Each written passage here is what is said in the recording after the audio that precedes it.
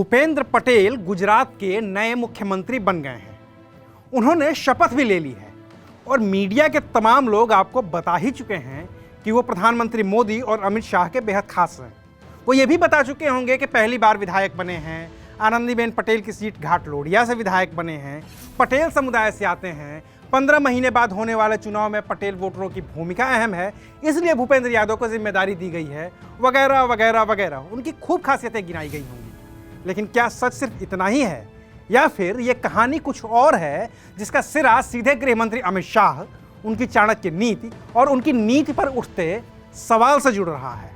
नमस्कार, मैं हूं अविनाश और आप देख रहे हैं अनकट। याद करिए 1 अगस्त 2016 की वो तारीख और वो फेसबुक पोस्ट जिसे लिखा था आनंदीबेन पटेल ने। आनंदीबेन पटेल तब गुजरात की मुख्यमंत्री थी जिन्होंने नरेंद्र मोदी के प्रधानमंत्री बनने के बाद गुजरात की जिम्मेदारी संभाली थी। उन्होंने अपनी फेसबुक पोस्ट में मुख्यमंत्री पद से इस्तीफे की पेशकश की थी, जिसे 2 दिन बाद यानी कि 3 अगस्त 2016 को स्वीकार भी कर लिया गया था।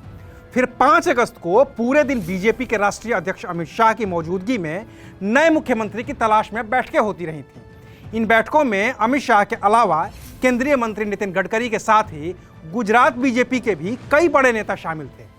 उस वक्त भी गुजरात के विधानसभा चुनाव में 16 महीने का ही वक्त बचा था। तब भी कोई पार्टी पाटीदारों को नजरअंदाज नहीं कर सकती थी और बीजेपी तो कतई नहीं, क्योंकि गुजरात में हार्दिक पटेल के नेतृत्व में बड़ा आंदोलन हो चुका था। तो ये लगभग तय माना जा रहा था कि गुजरात का अगला मुख्यमंत्री कोई पाटीदार ही होगा। उस वक्त भी नितिन पटेल कई चैनलों को इंटरव्यू दे चुके थे। मीडिया रिपोर्ट्स तो कहती हैं कि उनके घर मिठाइयाँ भी आ गई थी। लेकिन 5 अगस्त की रात होते होते पूरा खेल ही बदल गया। तय हो गया कि गुजरात के मुख्यमंत्री बनेंगे विजय रूपाणी। उस वक्त मीडिया रिपोर्ट्स में दावा किया गया कि फैसला खुद बीजेपी के राष्ट्रीय अध्यक्ष अमित शाह का है और अमित शाह ने प्रधानमंत्री मोदी से मुलाकात करके कहा है कि जीतवानी गारंटू हूँ आपू छू, बढ़ू एक बार मारा पर छोड़ी दो। यानी कि अपने जीतने की गारंटी है, आप बस एक बार मेरे ऊपर छोड़ दीजिए। और फिर रूपाणी बन गए गुजरात के मुख्यमंत्री। कोई जातिगत समीकरण नहीं साधा गया। और फिर नितिन पटेल ने एक अखबार को दिए इंटरव्यू में कहा कि मुझे नहीं पता कि मैं मुख्यमंत्री क्यों नहीं बना, ये उनसे पूछिए जो फैसले लेते हैं। उस वक्त बीजेपी के एक मंत्री ने कहा था कि विजय रूपाणी तो रामायण के भरत की भूमिका में है, वो मुख्यमंत्री की सीट पर चरण पादुका रखकर अमित शाह के नाम पर शासन चलाएंगे। कुल मिलाकर विजय रूपाणी के मुख्यमंत्री बनने के पीछे सिर्फ एक नाम था और वो नाम था बीजेपी के तब के राष्ट्रीय अध्यक्ष अमित शाह का। अब 2017 चुनाव में आते हैं। रूपाणी के मुख्यमंत्री बनने के ठीक 16 महीने बाद नरेंद्र मोदी अमित शाह के गृह नगर गुजरात में बीजेपी 100 का आंकड़ा भी नहीं पार कर पाई। एड़ी चोटी का जोर लगा और तब जाकर विजय रूपाणी दोबारा मुख्यमंत्री बन पाए। और तब भी सवाल विजय रूपाणी के साथ ही साथ अमित शाह पर भी उठे। लेकिन सत्ता मिल गई तो आलोचनाएं भी शांत हो गई। अब एक बार फिर से स्थितियां 2016 वाली ही आ गई थीं। फिर से चुनाव 15 महीने दूर थे और इस बार लग रहा था कि 2017 में 100 से नीचे सिमटने वाली बीजेपी कहीं इतना नीचे ना चली जाए कि सत्ता ही हाथ से निकल जाए। तो फिर तो विजय रूपाणी को हटना ही था और विजय रूपाणी को हटाने का मतलब अमित शाह के सियासी दांवपेच पर सवाल उठाने जैसा था। लेकिन रूपाणी को हटना पड़ा और फिर बीजेपी ने वही किया जो उसे 5 साल पहले 2016 में करना था।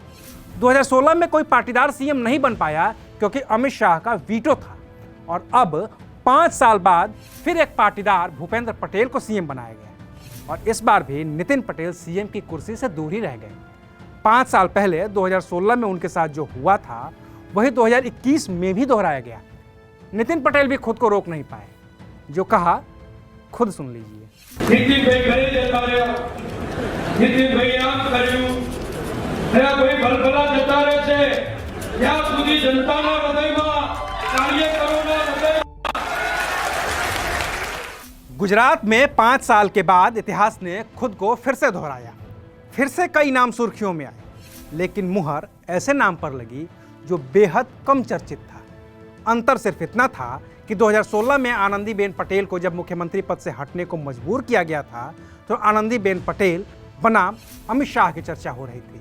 लेकिन इस बार गृह मंत्री अमित शाह के नाम का कहीं जिक्र भी नहीं हो रहा है, जिनके वीटो पावर की वजह से ही विजय रूपाणी गुजरात के मुख्यमंत्री बन पाए थे। आज के लिए बस इतना ही। देखते रहिए अनकट।